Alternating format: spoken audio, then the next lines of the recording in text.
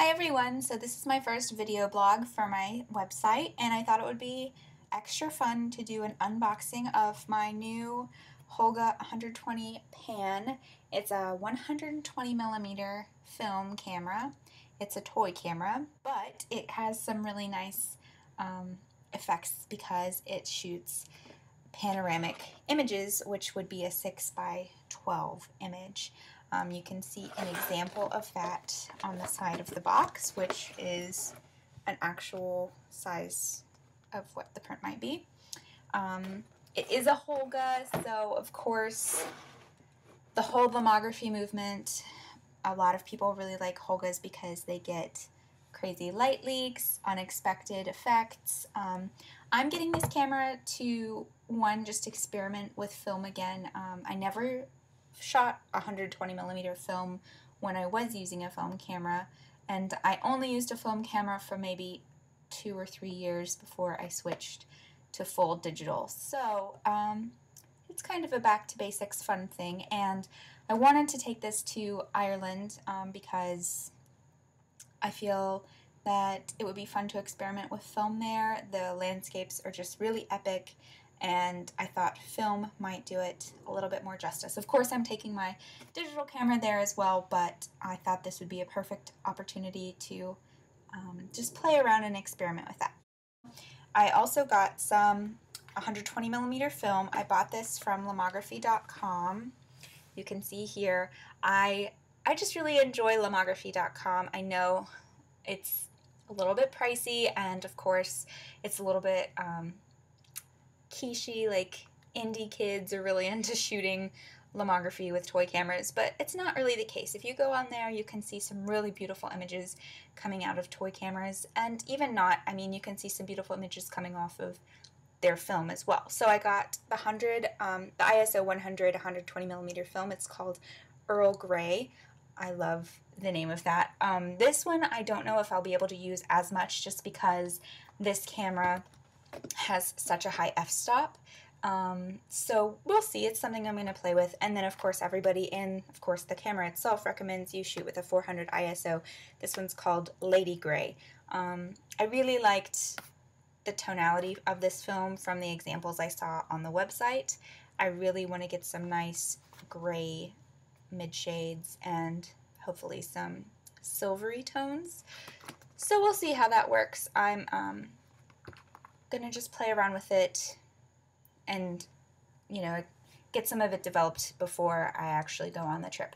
I'm really lucky because there is actually a facility that will develop 120mm film. It's just 5 minutes from my house, which is incredible because so few places will actually develop 120mm film these days. The alternative to that would be to, you can actually ship it to Lomography. They have a store in New York and in Chicago if you're in the United States. If you're outside the United States, just go on their website because they have a full list of their storefronts and their processing centers where they can actually process your film. I'm planning on taking quite a few rolls of film with me because since this is a panoramic 6x12, I can only get 6 images on a roll of film. We'll move forward with actually unboxing the camera. So I actually did not order this from Lomography.com because they no longer sell it on Lomography.com. Of course, they sell a number of Holgas on that site, but you can buy this directly from the Holga website. I actually got this from B&H Photo. You should definitely check out their site if you're not familiar with it because not only do they have great prices for new items, film, digital, video cameras, memory cards. If you want to buy tripods, if you're missing tripod pieces, you could do that on there as well.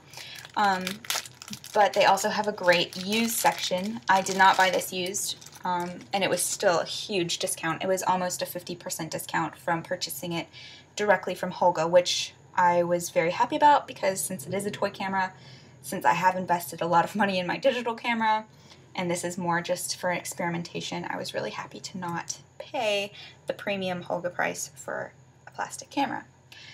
And I'm going to go ahead and move the film out of the way so we can more easily unbox this.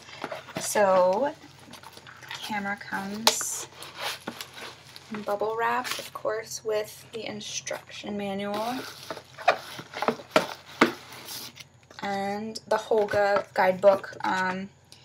It just kind of goes into all the fun things you can do with Holga. I am not intending to shoot color film at all with this camera, so I'm really not going to use this too much, I don't believe. But if you're interested in like crazy Holga effects, it goes through just the ISOs and exposures. It goes through the different cameras that Holga actually puts out, and it goes through all the different filters that you could kind of add to it to make crazy effects.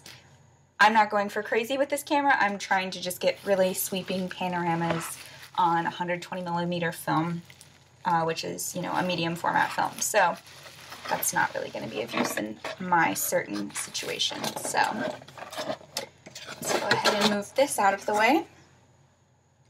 And it comes nicely bubble wrapped. Now, I do want to say something about this. Lomography has a new camera that they released in January of 2013, which is currently January of this year.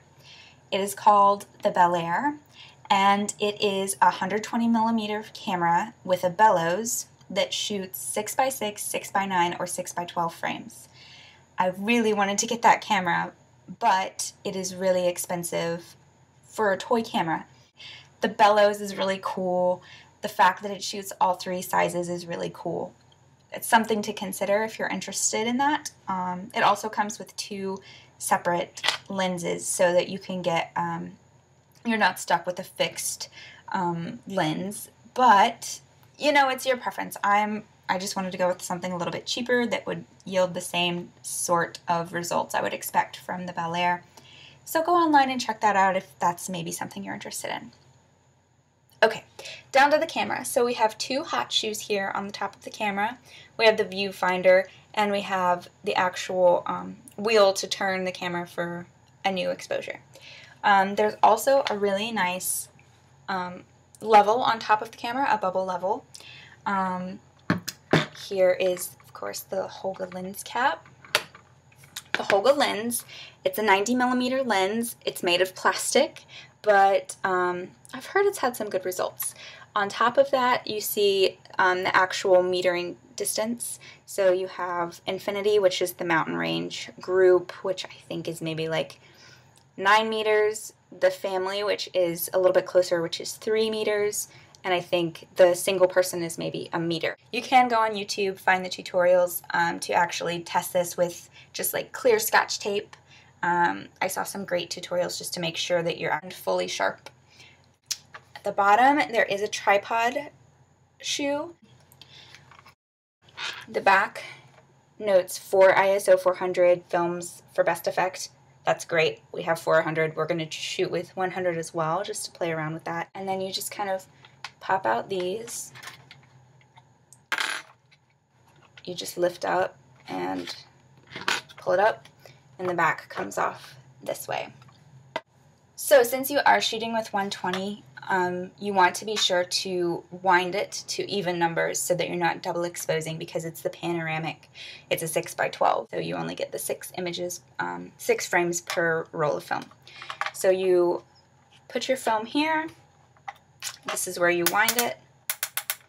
And that's basically it. I've seen some really great YouTube tutorials for how to paint the inside of this with a matte black paint, just to cut down on the number of light leaks that might happen.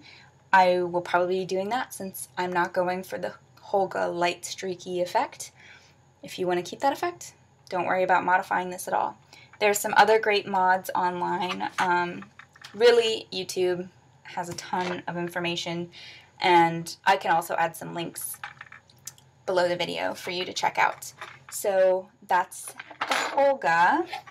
I'm really excited to play with it, and I'm going to shoot a bit and get it processed, of course, before the trip. So actually, there we go. So I will be sure to upload my test photos before I actually leave for Ireland, and hopefully it'll yield some great photos from Ireland. I'll be shooting like crazy with my digital camera, but Again, I think some really nice black and white images of sweeping landscapes on the medium format camera will be really nice, and it'll also just be something special to remember that trip by, and just fun to play with getting back into film. Again, if you're used to shooting digital, it's really expensive to shoot film. It gives me a lot more appreciation for, photographers who came before me who did this full time and just brought bags and bags of film. So enough of me rambling. I'm going to shoot with this, and I will post the results on here for you to look at and comment on.